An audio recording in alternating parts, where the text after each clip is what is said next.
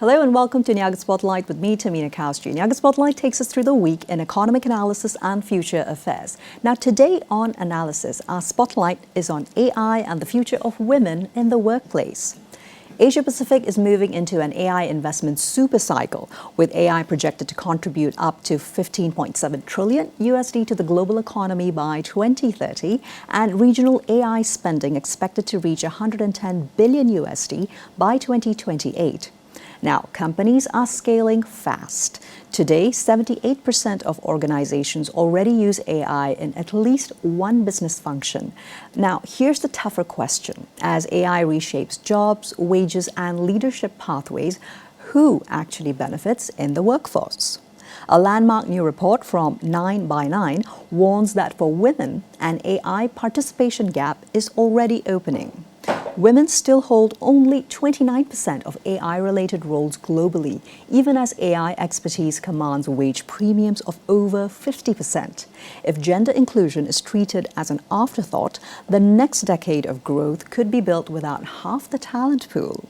I'm joined online by Christine Fellows, co-founder of 9x9, whose research spanned business and HR leaders across Malaysia, Singapore, Indonesia, and Australia. Christine, thank you very much for making time this morning. Now, your report is a moment of truth for women in the AI economy. I'd love for you to get started off by telling us a little more about 9x9 first, Christine. Thank you, Tehmina. Lovely to be here. Thank you for having me. 9x9 is a not-for-profit organization that is focused on Southeast Asia. We're based here in Singapore, but we do research and we provide data-backed evidence around strategies to drive gender equity in the workforce here in Asia. And we believe that it's important for women and men to thrive and advance in their careers, but women have been left behind. So our research is supporting strategies that leaders can undertake to address that gap. Absolutely. Now, it's extremely timely as well that we get into your report because, as you were referring to, gender equity, we all know about the long-standing gender labor force participation gap, but you're talking about an AI participation gap and saying that it already exists and regression has begun. So tell us in practical terms, what are the type of earliest warning signs or red flags you would tell CEO and leadership role folks to look for inside their own company?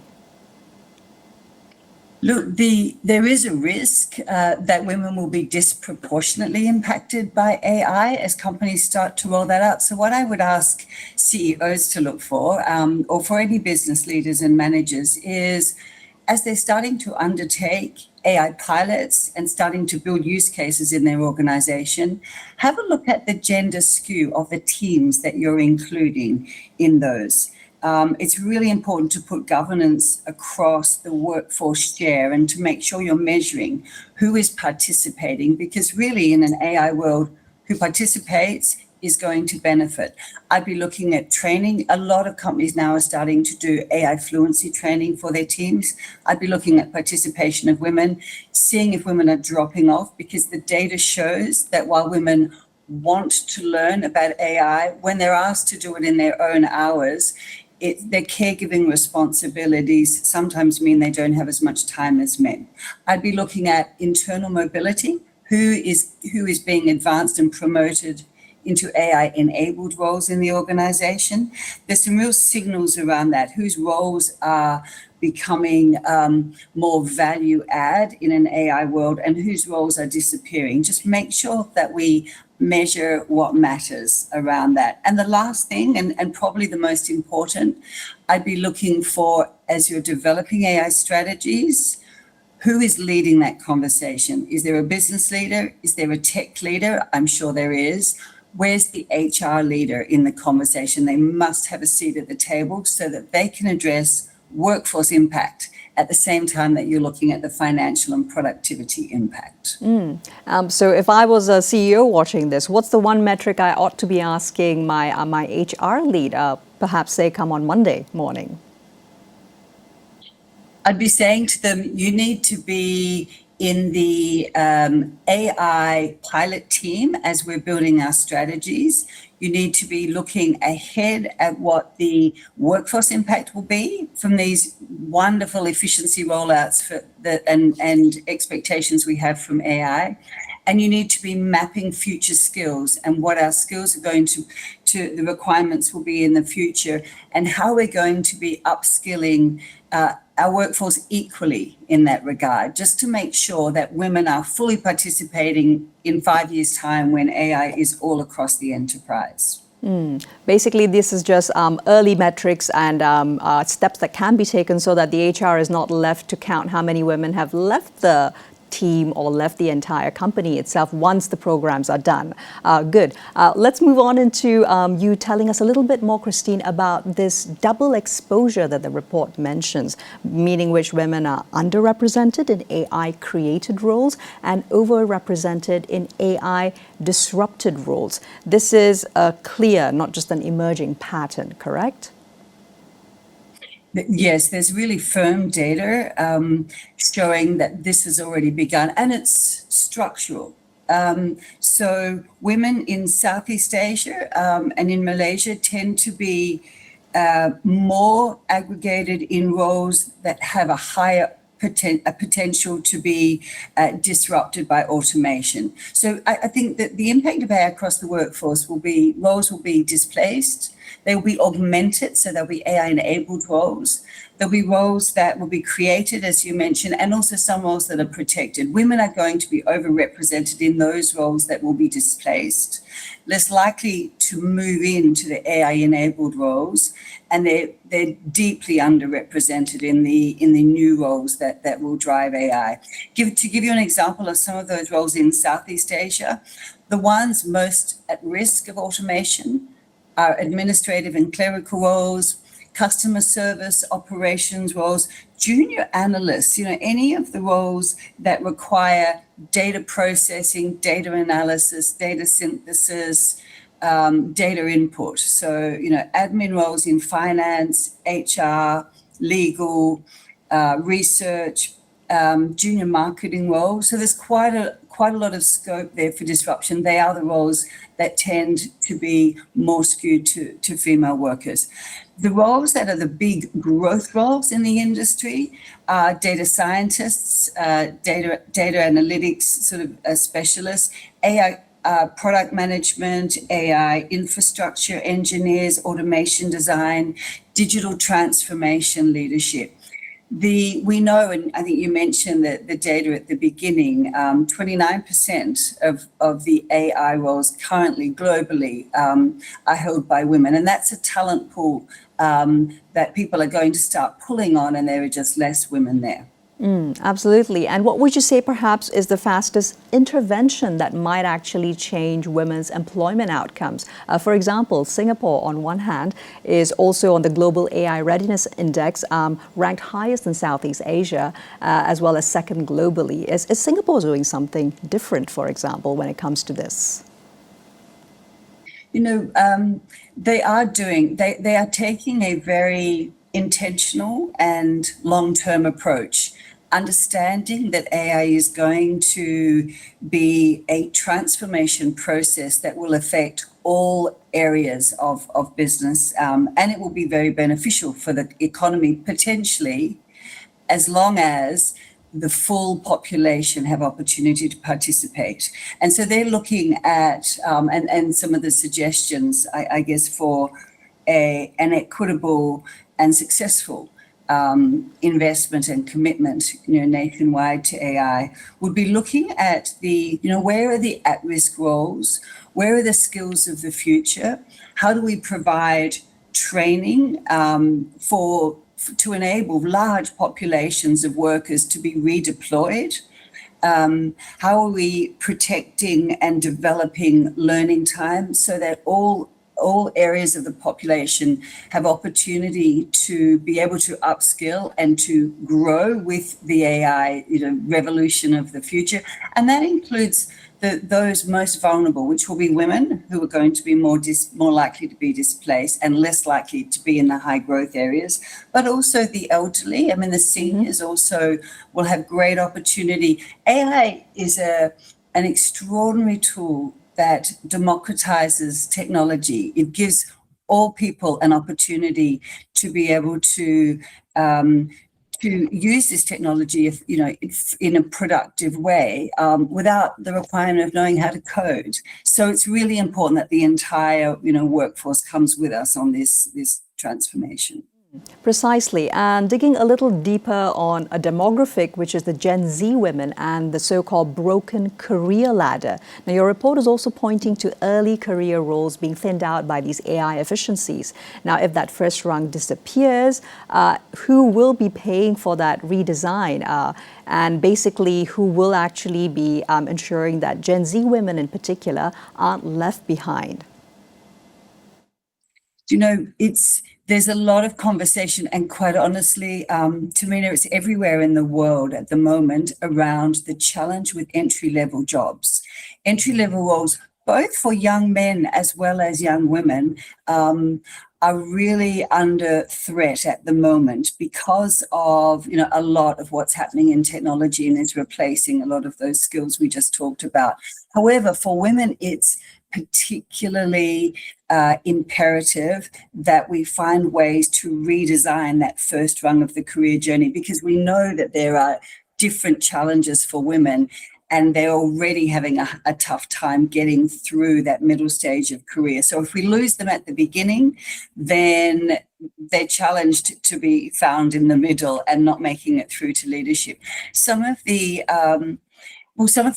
things that can be done, and there's a lot of thinking going on at the moment, with government workforce organizations as well as companies, around how do we rethink the entry-level role, and how do we redesign that, and make sure that women can come into the workforce and we can build a healthy pipeline. So we're looking at, hiring for learning agility and curiosity, perhaps, instead of, analytical and admin skills. Understanding that the investment for the conversation so far, Christine. Roles. Sorry to cut you off, Christine. Thanks for the conversation so far. We take a quick breather and we'll be right back with the rest of the show. Stay tuned.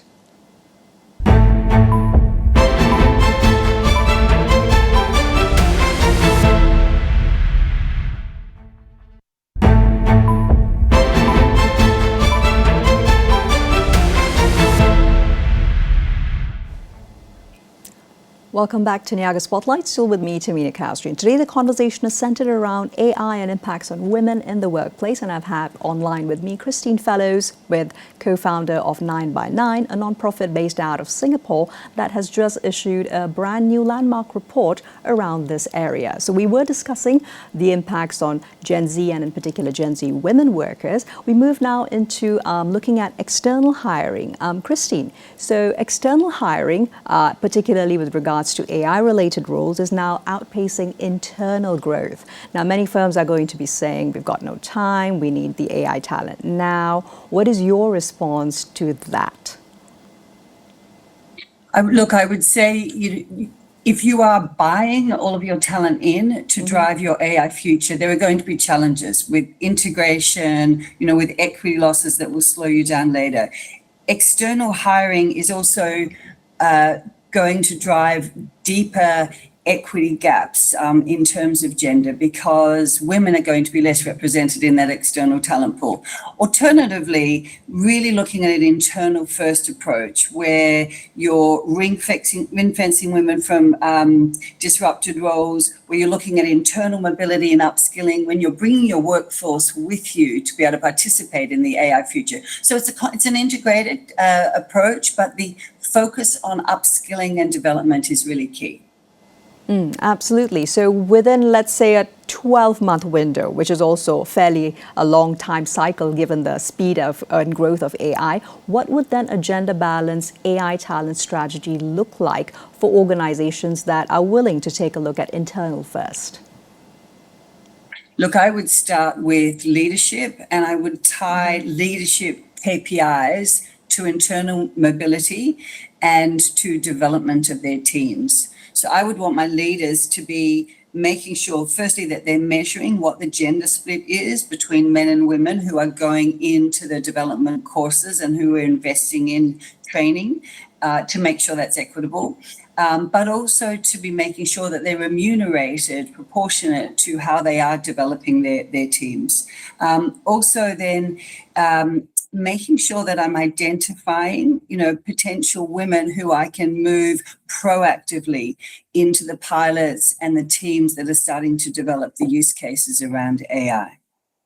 Clearly so. So there does need to be a really structured approach around it. Christine, I'd like to dig a lot deeper into something that we did briefly mention earlier on. Now, the report, which is also blunt about these self-driven upskilling models or optional, particularly after work AI learning programs and modules, which a lot of organizations are also coming out with, especially in 2026. However, these underserved women in particular. And what would you say would be maybe the minimum requirements that make such upskilling genuinely equitable moving forward? Look, I think it is really important that we create programs to educate and upskill our workforce. However, making them available doesn't mean that everyone is going to have time and access to be able to use them. And so there is also a real disproportionate negative impact on women if that's the trading opportunities. What we need to do is protect learning time during work hours. Women have greater caregiving responsibilities generally at home with the elders in the community, and they just don't have free time to be able to spend evenings doing self-driven upskilling and learning modules. We want to create cohorts within the workplace of women where there are sort of safe spaces for women to experiment and learn and share their wins and failures. We want to make sure we track who's enrolling, who's completing, and what the outcomes are of the training programs we offer. But I really do want to stress building communities of women within our workforce. And some companies have done some great work around their women's networks and having female focused hackathons and areas where women can have fun and experiment and learn AI in the workplace. Clearly so. I'd just also like to highlight the fact that based on newest figures coming out of the ILO, UNSCAP, it goes to show that around APAC in particular, women may actually be taking on up to anywhere between 2 to even 4 times more unpaid care work, including the whole gamut of childcare, elderly care, being part of the sandwich generation, particularly millennial women also taking on not just their professional roles at work, but also the unpaid care work. And I just had an extended ask on this same line of thinking, Christine. The fact that most employers and organizations around APAC and Asia Pacific are already pretty comfortable with having certain work-life balance programs already made available in the workplace. How can we ensure that perhaps these AI-related upskilling programs also make part of this landscape, and also ensuring that more women are able to avail of them? And just like those work-life balance programs, it's more often than not women taking part in it, men on a much smaller level, which also means then perhaps it impacts your workplace development and your career progression and promotions, etc., in the near future. Look, the research also talks about women's measured approach to AI and to using AI in the workplace. Women tend to be a little more cautious. They're focused on the ethics of AI. They're wanting the company to give them clear guardrails around the use of AI before they'll use it at work. They're not as inclined to go super fast and experiment and make mistakes. And so these are all really positive attributes, ultimately, when we're looking for ethical, safe AI. However, the culture at work when companies are moving so quickly to roll out AI is often a recognition of who's fast and who's being really, who is most vocal and most obviously using AI. And so that also is not ideal for women. So there's a number of things to be done from an individual perspective. We need to make sure as women, at work, that we are, speaking with our leadership around wanting to be developed and upskilled. We're finding time, we're getting sponsors and mentors in the workplace, and we're building alliances with other women where we can form some great communities of women who are learning and upskilling and developing. And perhaps some of these networks may even have to be rather informal in the beginning part of things. Moving into looking at measurements, your report also says that this inclusion, gender inclusion in particular, for AI should be monitored with the same discipline as financial and tech metrics. What would you say are a couple of metrics you'd like to see standardized across APAC to track AI equity? Look, as businesses are starting to develop AI strategies and starting to evaluate what the benefits of investing in this technology will be, they're looking at financial metrics, they're looking at productivity, efficiency, cost savings, and those are the right things to be looking at. In addition, it's very important that we look at what is the participation and what are the equity standards around who is participating in the workforce, who's getting ahead when we do these AI, when we develop AI strategies, and who's advancing the workforce. So some of the metrics: exit rates of female talent, who are we displacing and moving out of the workforce? How are we looking at external hiring versus internal hiring? Internal hiring and moving into AI-enabled jobs. What's the breakdown of gender for those jobs? What's the representation of women in AI governance roles and decision forums? Who's being promoted into leadership in these areas? What's the in the employee surveys, which I know a lot of companies are doing now, just to asking men and women how they rate their own competence in AI, and just to understand who's confident and who's not in their use. So the key is we measure what matters. So we want to make sure that we're really looking at a gender split around all of the human metrics in the workforce as we roll out AI. And as we look to landing the conversation, Christine, let's look finally at a little bit of the methodology whereby which you combine interviews, focus groups across Singapore, Malaysia, Australia, Indonesia. Now, there is a lot of public AI optimism, of course, but what specific insights perhaps could you share that leadership provided that may have indicated otherwise, at least internally speaking, for organizations? Look, our research was in Southeast Asia, and across the board, there was optimism about the potential of AI to create efficiencies and productivity in the workforce. That was really across the board.